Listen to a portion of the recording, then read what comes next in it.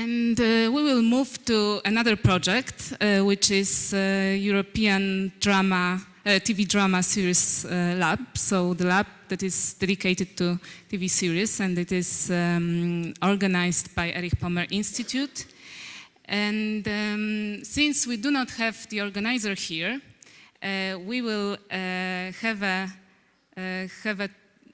little conversation with former participant, but we also have another participant among us who was there some time ago and will be a panelist in the second section of our event today, Anna Nagler, representing HBO Poland. So I'm very happy. I would be very happy. We would be very happy if you also could share some experiences of yours.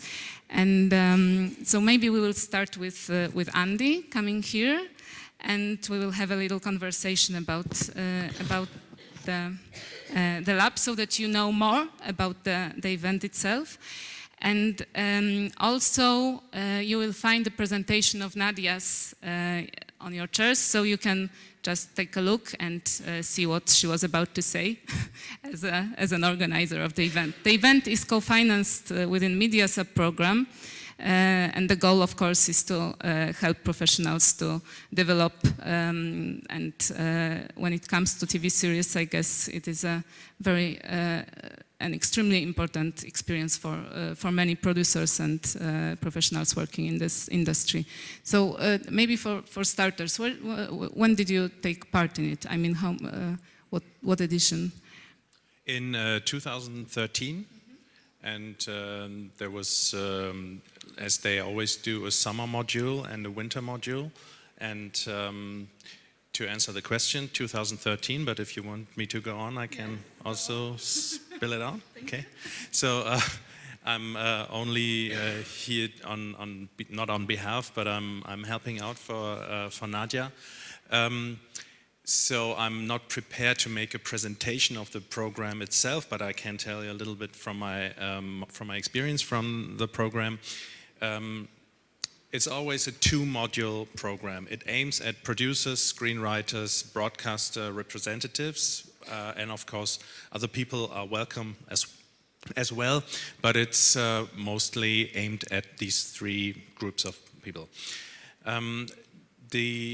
What's extremely nice about the event is that since it's divided into two modules, the first one is roughly around a week, the second one too. And the first one, most industry-related things are discussed. It's experts come in from different countries. The group of people is very diverse, so it's I think they have around 11, 12, 13 European countries represented. So it is organized from the Erich Pommer Institute in Germany, but the event is really international. So there's no it's not a German event. In that sense. A very nice thing about it is that you have in the first week the introduction of a lot of very experienced international people, like showrunners from the US, from Canada, from Germany, from other countries. A lot of experience that comes from people who have worked in the industry for like 30, 40 years, that have made big shows, and of course sometimes things like that become a little bit anecdotic. On the other hand, you have the opportunity to talk to these people and to really work with them in the second module. So the second module aims much more at the practical, more like workshop-like, the practical aspect of film producing.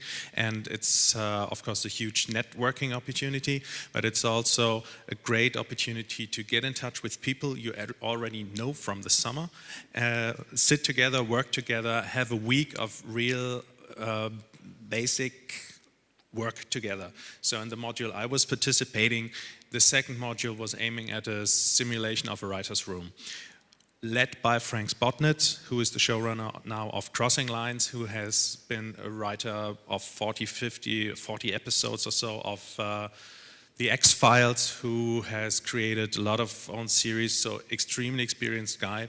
And Simon Mirren, who has been involved in Criminal Minds. So you have people there leading you through a process who have real really good and high experience.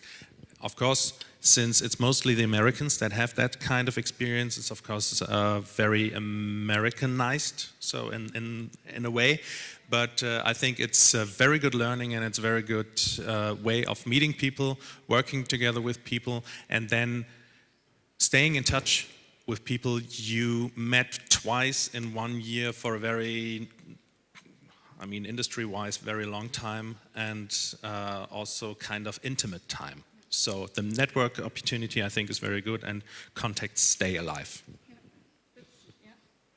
And Anna, from your perspective, I mean, Polish participant taking part in the event, what do you think are the biggest assets?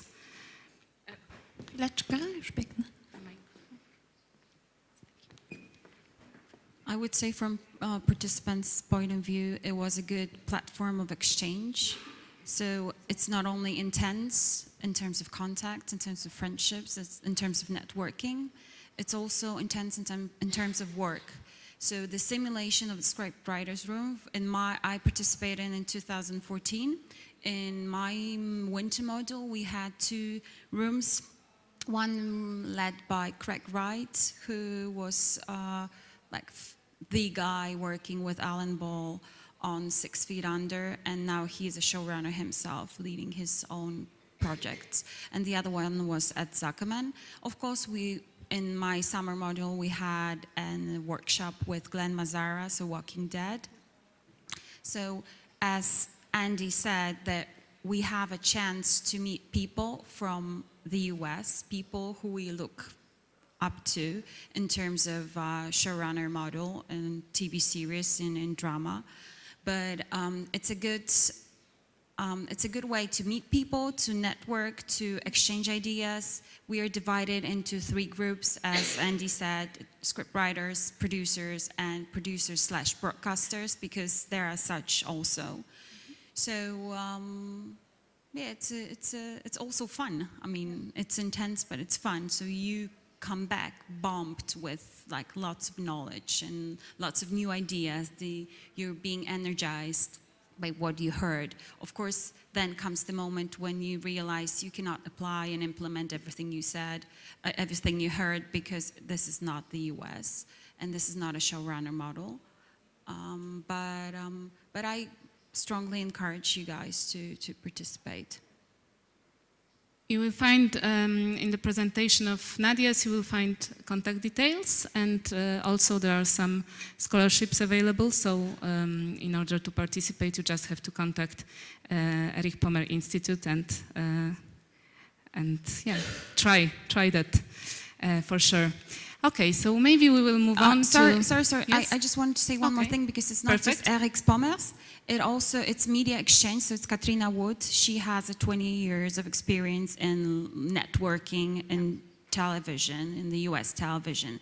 So she herself, so her esteemed, so she guarantees, along with Nadia, that the level is very high, and the quality is put, the bar is raised really high. Yeah. It's also very important in our program to have this quality and to have it evolving. I mean, the idea of the event. Perfect. Thank you very much for sharing your experiences. And yes, and we move on to the next project, which is extremely interesting, I think, because because you will see a presentation about the team. Which is a real European co-production, and it was also co-funded within a Creative Europe program. So, have a nice presentation. Yes, thank you very much. So I'm switching over now. First of all, thanks for having me here. Thanks for giving me the opportunity to present that, even though it's already like 1.5 years old. It was broadcast in the beginning of 2015 as a European event, meaning broadcast more or less simultaneously in 7 different European countries, the countries that were involved in the production and in the financing of the team. So, little introduction.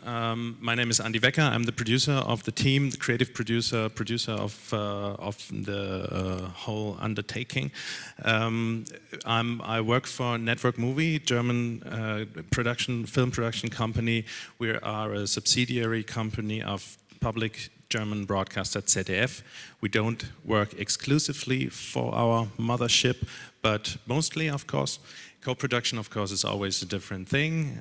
So we have the opportunity to work with other partners in different countries. So we are a company, we do between 40 and 60 hours of fiction TV each year, depending on the year, depending on the projects, of course. And we have been involved in co-production since quite a long time. We have been involved in some, if not most, of the Scandinavian successes, like The Bridge, The Killing, one of my favorite feature films, Adam's Apples from Denmark, a lot of Scandinavian productions from the past, not only Scandinavian, but mostly. From our involvement as a minor co-producer, meaning more or less in terms of acquiring money from Germany, putting it into productions from other countries, we have gathered a lot of experience and a lot of good networking opportunities, worked with a lot of different broadcasters and producers, and therefore had the opportunity to, at a certain point, go on with that knowledge to put ourselves in the driver's seat of a bigger co-production, and not only be the minor co-producer, but the major leading co-producer. By the way, if you have any questions, I think it would be totally fine if you just throw them in, so you don't have to wait until the end. So you're absolutely welcome to raise your hand and ask questions if you have any. We have been working with the writers of not of Adam's Apples, of The Eagle and Unit 1, Mai Broström and Peter Torsbo. They also made a series called The Protectors that hasn't been prolonged at a certain point. So they were kind of free on the market. And we said, before anybody else grabs them, because they won 3 Emmys, somebody will, so it was us. We started developing with them a show that they had in mind since a long time, which was a European police show. It's not the first time that people made a European police show, but I think it's somehow the first time, at least in recent years, that it has been done on that kind of scale. What we have experienced there is that a lot of input, of course, comes from your partners. And as these 2 writers have been working with Denmark's radio, with the public Danish broadcaster for a long time, it was a natural thing that they started developing it with Denmark's radio. At a certain point for Denmark's radio, there seemed to be not too much, not enough Danishness involved. So they kind of lowered their interest, or showed lower interest in pursuing. So we kind of took it over and said, before it dies, it's much too good for that. So we started developing it with the writers until the point that we could go back to the broadcaster in Denmark and also to other broadcasters in Europe and present it as a new European cop road show, something like that, road movie cop show. Co-production is, of course, something that I think, also with regards to this Erich Pommer Institute presentation, is something that is on the rise. We have all shrinking budgets in Europe. All the broadcasters are looking for opportunities to share costs, to lower their costs. But still, the prices of the costs of producing a good series is going up. And especially when you co-produce with high-cost countries like the Scandinavian countries, you must know that, of course, there's no matter what you do, you always pay more for everything. So there are a lot of upsides and also downsides to co-production. starting with the upsides, it's of course the cost sharing thing. You have the possibility of chipping in and having a much higher budget than you would usually have in a national production. Because in a national production, one broadcaster would say, this amount we can never afford. So the only thing you can do is go find partners. But the thing is, of course, why should a partner come in? And that's the key element, the key to co-productions, at least in our perspective. If you want to make a real co-production and not something like a brokerage thing where you just funnel money into a production for a share you can take out of the profits, but a co-production in terms of how does this interest more than one country, is of course the story.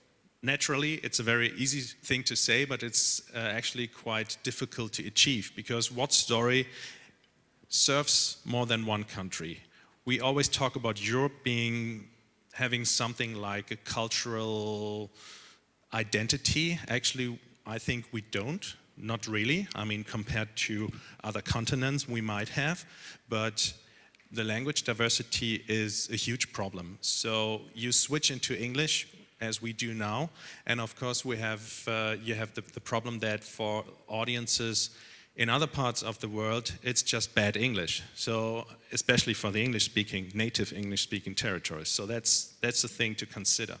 But of course, first of all, finding a story that is relevant for more than one country is the big task. So in crime, it is quite easy. Not easy as in easy, but it's quite easy compared to non-crime related drama, because you can say international crime like drug trafficking, people trafficking and so on. This is something that naturally crosses borders, so you have to go to other countries. The moment you have a crime that is taking place in more than one country, you have to involve investigators from these countries. That's the core idea, of course, of the team. That's the core idea of a lot of other shows, but actually doing it is not that easy, because then you have to find, the next thing is to attract people who want to be in it, meaning first of all broadcasters for now, of course later actors, but that's not that big a problem with their interest.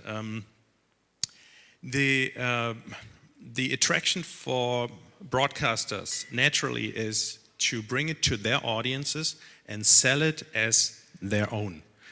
It sounds a bit strange if you have somebody who only participates on a minor share in a co-production and then goes to their audience and says, that's what we did. But of course, it is the best thing that can happen if somebody who only invests like 3, 4, 5% into a show like that, because it's just a country that doesn't have many inhabitants and therefore a little market, therefore not so much money in the broadcasters, they would never be able to afford it their own. But if they have a story that touches their country, that touches their people, that touches locations, and that shows people living in the country, oh, that I know, and him I know, and her I know, is of course a thing where a broadcaster can, in advertising, in promoting the show, can go out and say, that's our new production with our national star in the leading role.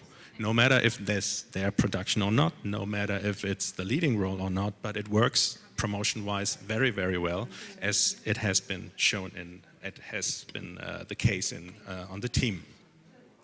So of course you have national needs to be fulfilled. National needs meaning, as I pointed out, actors, mostly actors on locations. So you have to go to these countries and shoot there. You can also go to Prague and shoot it in one of the very well-equipped studios and then send a second unit to a street in Copenhagen, but this is not the way we did it, and so we said in our case, in our points of view, authenticity is the most important thing, and in most cases we achieved that, not in every case.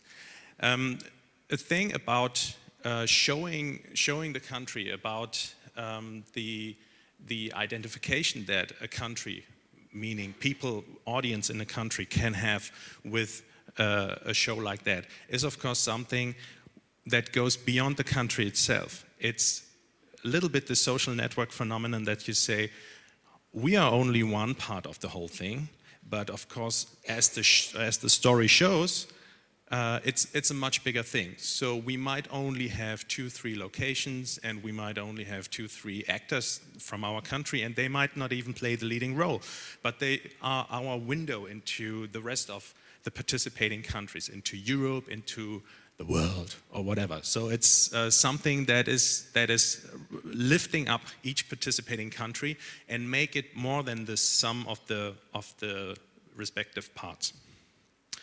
So in our case, we said, okay, we have a crime case, that's for sure, because crime is more or less the only thing that goes, and more or less the only thing, at least in Germany, if you know a little bit the German market, you have crime, then nothing, and then crime again. And then at the very bottom you have something like comedy and whatever, but it's mostly crime. So if you want to sell something that is really costing serious money, for the moment at least, it needs to be crime. It needs to be, or you have a broadcaster who is so into it that they say no matter what it is, that's the thing, but that almost never happens. So what we had to achieve here is finding a story that relates to the countries, like I said, crime, traveling, investigators attached to the countries.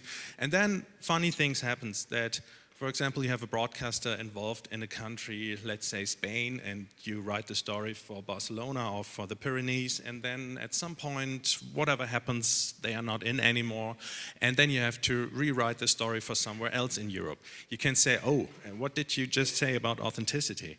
So it is, of course, something where you have to be flexible a little and say, okay, we have to translate the story, or we have to transform, relocate the story, but of course then we have to find new aspects of the new country. So people feel this is it, this is how they talk in our country, this is how people work together, this is the specifics of police work and so on that a country can provide, or that you have to fulfill for a country. So in our case, what we did is to first of all, like I said, we had a very close cooperation with Denmark's radio as the former and also creative force in a lot of these Danish productions, and we set it up as kind of a Danish thing because we have been involved in co-productions with Denmark so much. We have been seeing how high the level of quality of the creatives is, and what people are capable of doing if you give them a creative space, if you give them the possibility to work together and to come up with their vision. So what we said is, of course, we brought in people creatives from Denmark. Most of the creatives were from Denmark, and said, we make this a Scandinavian noir production with a European, more continental feel.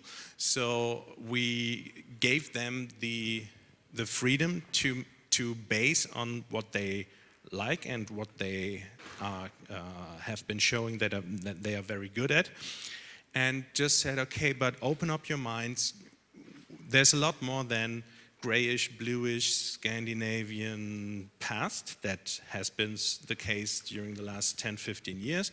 And of course, a lot of the creatives involved in the team have been waiting for the opportunity to just open up and go to more to Europe and travel to the Alps, as some of them have never been to. So it's also very good.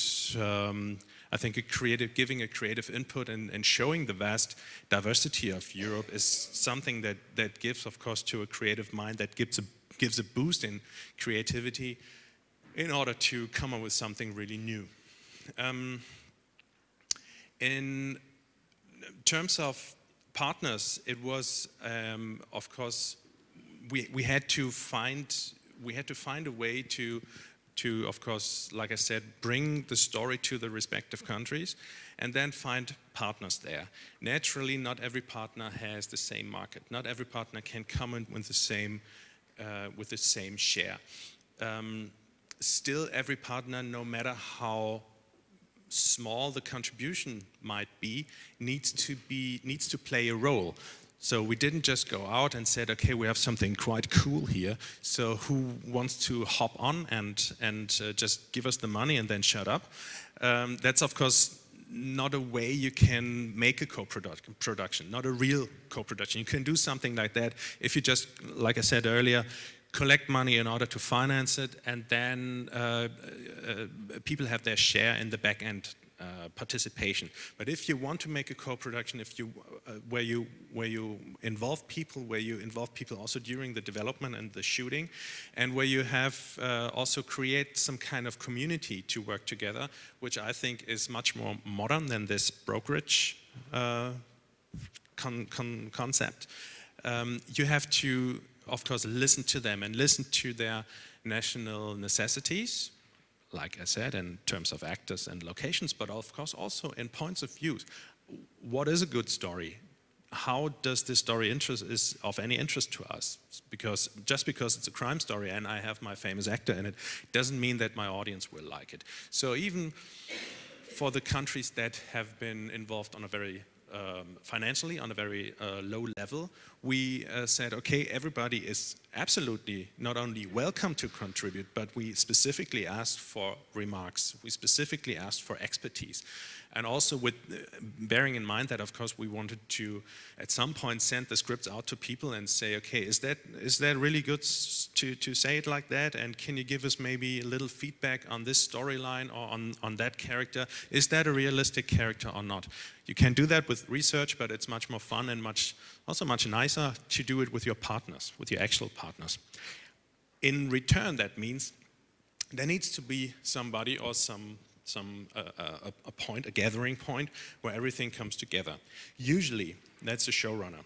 And a showrunner is something that in a production like this would mean that you have a writer who is also a producer, who's in the classic American show running system, somebody extremely experienced.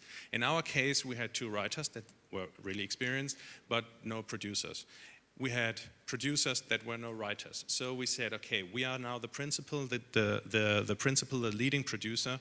I'm somebody who has been working with creatives for a long time. I'm a writer and director myself. So we said, okay, we don't have a showrunner and we don't call it that, but to fulfill the function of a showrunner, I was there to lead the creative process of the whole production. But still the writers, of course, are the ones who drive the whole thing in terms of creativity and in terms of storytelling. So we didn't want to take anything away from them, but in the structure we were working with, it was nowhere possible to have this kind of figure outside our company or our range of influence. It was just much too complicated, as you will see later in the financing section. For this position, it was extremely important to have to send out a signal of trust or to be trusted. And that is, of course, something when you have 7 broadcasters involved and a couple of co-producers and fundings and so on, where everybody is a little bit nervous about, is my voice really being heard? Is this really possible to make a production like that? We have nobody of the participating parties has ever been involved in something like that. So naturally, people were a little bit nervous. And of course, broadcasters, also co-producers who are not involved on an everyday basis in a project like that, because they have 50 other projects on their desks and have to attend meetings and whatever.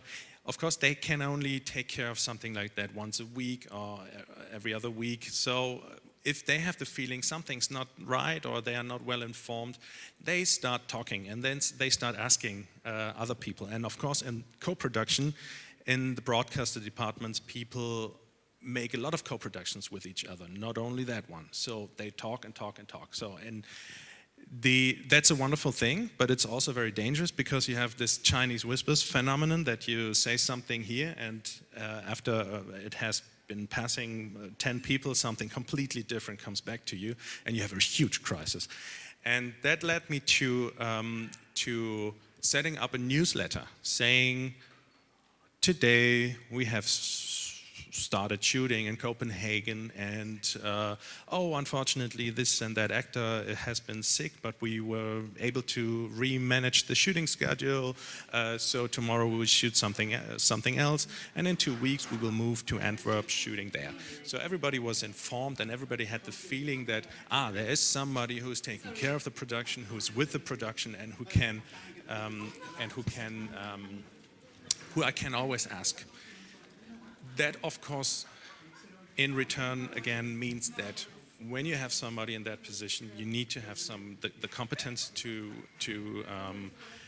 make the decisions. So we agreed with everybody that remarks and everything is very welcome, but we need to have the last say in terms of creative decisions. So if a Swiss broadcaster wants this and the Belgian broadcaster wants that, and it excludes each other, then of course somebody has to take the decision and say, thank you very much, thank you too, but we have to go there.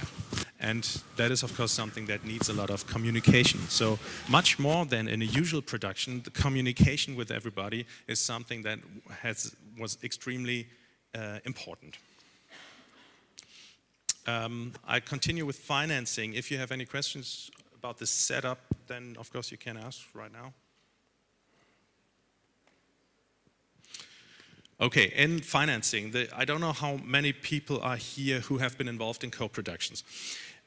So this might be no news for you, but I say it anyway, so we have the basic groundwork laid out. The usual way we do co-production is that sometimes we approach broadcasters, but directly in other countries. But usually we go to co-producers. Another thing why things like this drama lab is a very nice thing, because you meet producers, high-level producers from other countries. We go to co-producers, we introduce a story to them. Co-producers can approach their broadcasters in the respective countries, but they can also approach fundings, tax shelter, and other financing instruments in their countries, which a broadcaster cannot. So Sweden was the only country in our case where we didn't have a co-producer, because from Sweden we simply or exclusively had broadcasters' money. So we went to the Swedish broadcaster directly without a co-producer, and they made a deal with them in terms of financing, in terms of refunding, or more in terms of how you call it, say it, a pre-sale deal. The usual structure is, though, the going out to a co-producer, and the co-producer can attach the broadcaster and the funds. That means, of course, that sometimes you need to rely on a co-producer, that he keeps all the deadlines in his country with local fundings, with things like when do I have to apply for this and that. And of course it's the more local funding and the more local financing in each country you attach to a production like that, the more complicated it gets, and the more you need to rely but also ask and constantly demand things and information about financing. In real words, that means Network Movie, our company, was the principal producer. Then we had, as a Belgian co-producer, L'Unanime, which is a production arm of, our production entity of distributor Lumière in Belgium. Then we had Nordisk Film. I guess everybody knows the polar bear opening in Scandinavian scenes. That's Nordisk Film, one of the oldest still active film studios in the world. Huge producer, in our case, a minor co-producer. Then Superfilm from Austria, little independent company, extremely cool company from Austria, doing a lot of fine little stuff, so you should take a look at their page. And C Films from Switzerland, a very well-established Swiss company. So far, that's, if you see the organogram, Network Movie in the middle, spreading out to 4 other production companies, and each of them attaching their broadcasters. ZDF in Germany, SVT in Sweden, and so on. You can look it up here. So Arte was the only one who is French, German, and attached more or less to ZDF. So it's you can can say it's 7 broadcasters, but there's only 6 countries involved in the production. And VTM from Belgium is the only private broadcaster. The others are all public broadcasters. Again, maybe a signal towards crime, which is so extremely popular on public broadcasting. And then going from each co-producer going to their broadcasters, but also to funds and tax shelter. Of course, the Creative Europe Media Program has been a big supporter of the team, as this is a production that is as European as can be. So I think there wouldn't have been any excuse if we wouldn't have been funded by them. So anyway, big support from them, but also from Belgium. Local funds. Then you see Nordisk Film and TV Fund, which works similar to the media program for the Scandinavian countries, so for co-production of different countries. Salzburg and RTR Fund are regional funds from Austria that have mostly their own region, or like RTR, the support of the local producer in mind. And Copenhagen Film Fund is without further explanation. And then very important and very also easy to access money if you have a co-producer is the brilliant Belgian tax shelter system, which is a paradise for producers and which led to the Belgian industry exploding right now. They have so many productions going on over there, and I think it's the best thing that could happen to their film production scene. Of course, there's a lot of abuse also going on, so they had to strengthen the rules, but all in all, it is very easy to access money, and if you have a co-producer who can provide crew and who can provide production facilities and so on, it's a huge opportunity to directly finance something between, depending how much you shoot there, 15% and 30% of the total budget. So it's a really nice thing. Ireland has something similar, and also in Ireland you can see that with all the huge American productions shooting there, it pays really off for the production scene. And then you have distributors already from the beginning attached. ZDF Enterprises as our direct mothership, being the rest of world distributor, and Lumière for the Benelux countries, and Nordisk Film for the Scandinavian countries. All in all, it looks like that. And I'm not allowed to say who paid what, but I can tell you that the green one is ZDF and the pink one is the Belgian tax shelter. But as you can see, this requires a lot of talking and convincing. So usually a co-production is more like this. So you have 3 or 4 partners maybe. So there was naturally something where people had to be convinced, where people had to get a lot of material, and where we had to do a lot of talking. It's complicated, but it's also a lot of fun, and you meet a lot of nice people. The production then, so that's all the financing and the setup. Then the actual production is something where you can basically say it's like any production, just bigger and just with more people. And the most important thing for the production for us was to have a line producer who is in charge of, who is head of production, who can just manage to have different crews in different countries. We shot in Antwerp, we shot in Copenhagen, we shot in Berlin, we shot in Germany, South Germany in the countryside, in the Austrian Alps, in Salzburg city, and in Belgium in the countryside. So I think we had 8 different shooting locations / countries. So each of that required a complete crew move, and we did that 3 times because we shot 2 episodes, 4 episodes, 2 episodes. So it was production-wise, it's not the best thing to do, but there were things that made that necessary or inevitable. So we had to do it that way. So we made the whole European tour 3 times. It costs a lot of money, as you can imagine, but it's also something where you have to have somebody who's taking charge of prepping while shooting, while post-producing in different countries with different people in different currencies.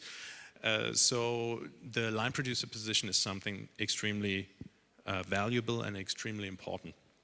Then, of course, you can choose. There's no unique recipe for that. You can choose to work with service producers in the different countries, or like we did, we just worked with the production companies that were our co-producers, acting more or less like service producers, but of course much more with transparent bookkeeping or transparent way of producing and way of handling costs and everything. So there's something also where a real co-production, as I like to call that, pays off, and you have already somebody who is an expert in the country you can trust. It's much better than just approaching somebody and you never know how many hidden costs will show up later, as experienced a lot of times. Oh, yeah. How long was the production process altogether? The process from beginning of shooting or from financing? No, the whole project. The whole project is 7 years, but How many foreign currencies involved? How many? Foreign currencies involved? I'm asking about fixed currency. Did you do that? Currencies. Yes. The exchange rates. Yeah. Because you have so many currencies involved, you have to at some point fix the currency rate, the exchange rate. No, It no. fluctuates. We only had Danish krone and euro, but that's enough to get into trouble when you at some point. So, yeah. And the production phase itself, from the beginning of the or let's say we had 128 shooting day, 29 shooting days, and a total production phase of, let's say, 2 years when you exclude the development of the scripts before that. So altogether was like 7 years. When you have Eastern European countries involved, then the currency, the exchange rate might change quite a lot. Yes. But if you have euro and it's fixed, yeah, maybe. Yeah, that actually was one of the things we didn't have a problem with. So, or a challenge, let's call it that. In terms of production, of course, you face a couple of challenges as well. We shot in basically in 5 languages, but we had a little bit of Russian, a little bit of French as well. So altogether, we had 7, maybe even 8 languages if you count the little amounts of some of them. So nobody speaks that many languages, and also the 5 basic languages: German, Flemish, Danish, English, and let's say French. Of course, nobody on the set speaks all these languages good enough to judge is that correct or not. Of course, the basic working language on the set was English, but the languages appearing in the show later, of course, you have to judge that somehow. So we had experts on the set for each language who can help the director judging. Did the actress say that correctly? Was there a nuance in how she pronounced it that maybe said the opposite? And is that something we can work with, or do we have to do another take? What we also had to do is, of course, everybody on the set everybody involved needed to be able to understand everything. So the development of the scripts was in Danish because of the Danish writers. Then we translated everything into English so everybody can prepare and work with. But for the shooting, of course, you have to have the languages changed into the local languages for the dialogue. So we had a 2-column script. On the left hand, the dialogue spoken in the film. On the right hand, the dialogue in English, so everybody can understand what they are talking about and what's the matter right now. Of course, the same thing goes for everything in the pre-production and the planning. You have to count in a lot of translation time, a lot of also lost in translation things that, of course, need to be examined thoroughly. So compared to a usual production, national production, there's always something something unexpected will happen. And of course you can, which is also a strange thing, as the one person who can approve or who is entitled to approve a script, you can of course read the English dialogue and everything and can say, okay, the story is right and what they are saying is right, but you don't get a feeling for the languages you don't speak yourself, of course. So you can only say, you rely on your partners, and you can only say, okay, if they said that's good Flemish dialogue, so be it, then we have to go with that. And then of course the audience decides in the end. Same goes with the casting. We set up a structure in every creative department where we have a head of department in one country, mostly in our case it was Denmark, and then local people who were assistants or who were local art directors, for example, in the art department, but also, of course, also for the casting department, we had local casters. So the Danish caster didn't have to get to know all the Flemish or the German acting scene, but we just hired experts. I think it's a normal thing, but it needs mentioning. Also, a funny thing is that then of course you can't fly every of the 104 roles I think we had in the show in for a casting. So we had huge amounts of self-tapes, and funny things happen with self-tapes. If actors just film themselves, of course some of them just say, "Hi, my name is," and then they have a little bit of their text. Some really film and edit dialogue and make little casting videos that they shoot the scenes with their acting friends, so you get a full scene sent to you in HD quality with somebody just saying, "Hi, I'm just out of film school, but I want to apply for this show, so maybe have my humble tape," and then it's actually something you can broadcast.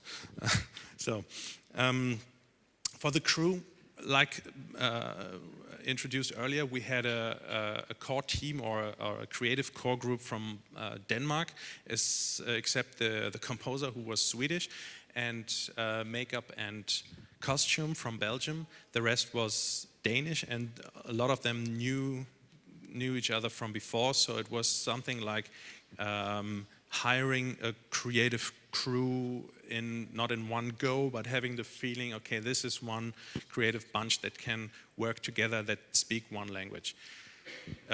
Naturally, that leads also to, let's call it, cultural differences or challenges based on cultural differences. When, for example, you have the natural struggle between upstairs and downstairs, so between head of department and somebody who's more lower in the hierarchy. Everybody hates the boss. If you have to make longer hours at night, everybody says, "Oh, now I'm sitting here, now I have to do that, but I don't like it." So you hate the boss, but if the boss is Danish and you yourself are Belgian, and that goes for all the departments, at some points you have the feeling that this becomes a national thing. And of course, my job was, or a significant part of my job was to help reducing this kind of national struggle, so nobody has the feeling that, oh, people from that country are more privileged and we only have to do the basic work or something like that. So it was something where I thought beforehand, okay, we're all Europe, so we're all the same. But at some point you had the feeling that people say, okay, why is he drinking wine for lunch? So you can explain, okay, in Belgium, that's part of the culture. And then you have people saying, okay, but he just said so nasty things to me. Said, okay, but that's dry Scandinavian humor. It was actually a compliment. So it's,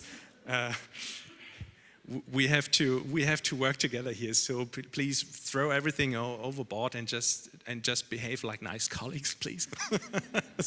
So it's a challenge, but it's also a very nice thing once you have overcome these kinds of problems or of questions. It's something where you have, I think, where you can work together very well, because on a professional level, it's actually it's actually the same.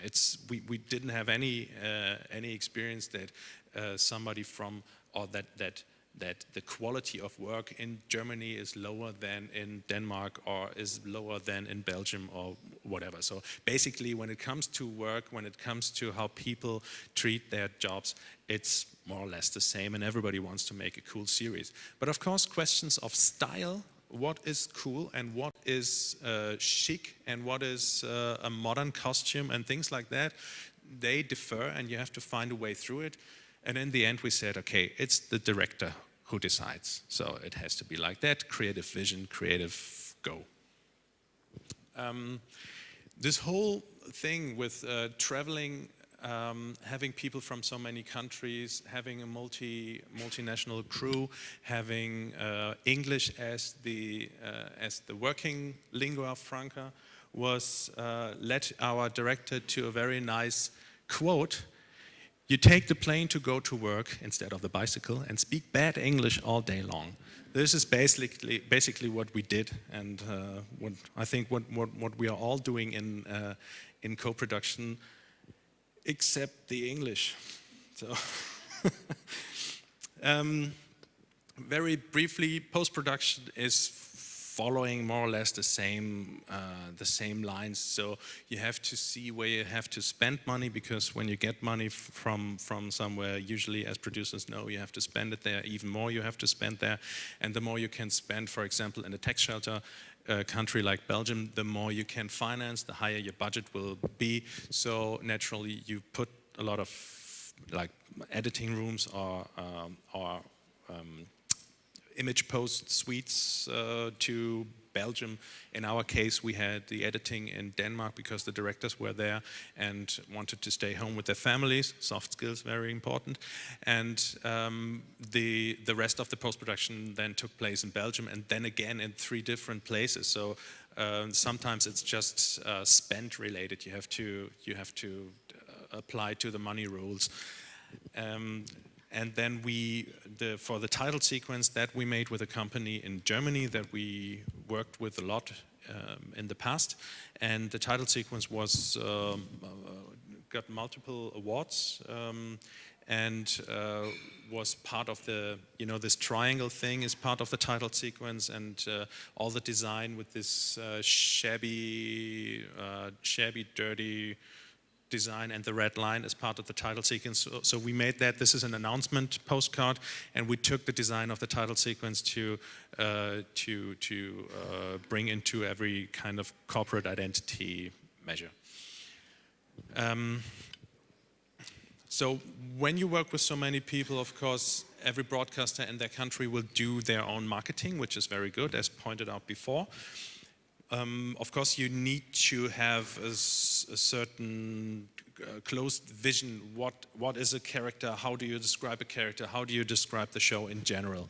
So, of course, we gave out promotional materials, but then, of course, every broadcaster has to adapt it and maybe just leave it out and make their own thing, which has happened. Some just took what we brought them, but of course they are the experts for their respective countries, so they need to decide themselves how to bring it best to their audiences.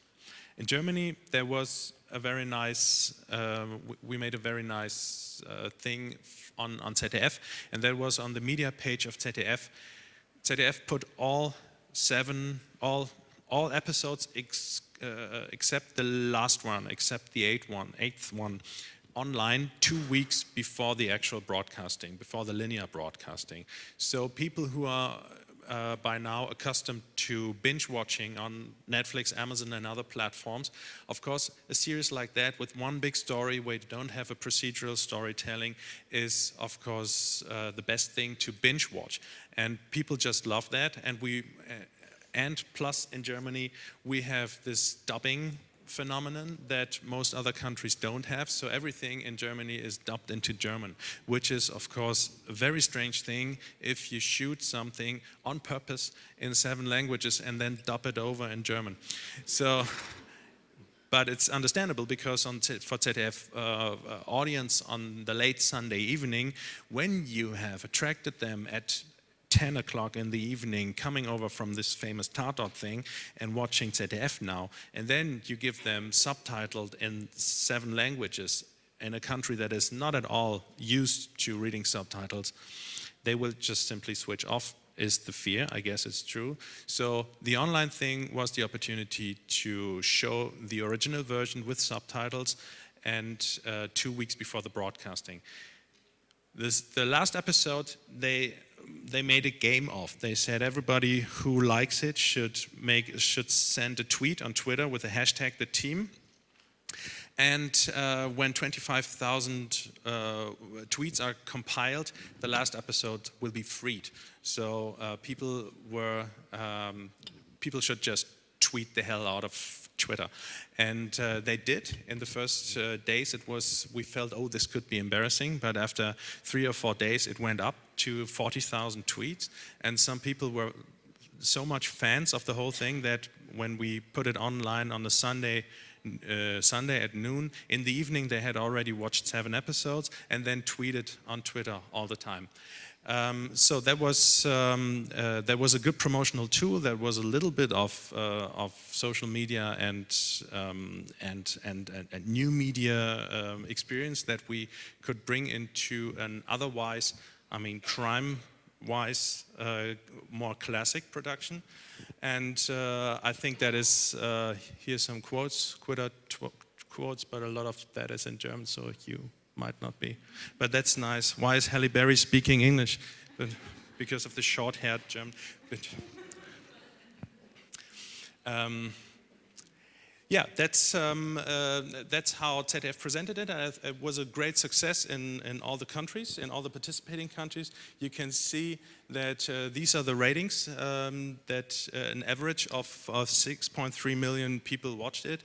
If you take that by 8, you're around 50 million views all over Europe, which is quite impressive if you can take it by 8. But I think it's a nice thing to say regarding attraction of a program itself and how a co-production pays off, because people talk about it, people like it, people exchange on social media, and of course people who are involved in it, like actors, they know, okay, my face will be shown for 50 million screens, probably something like that.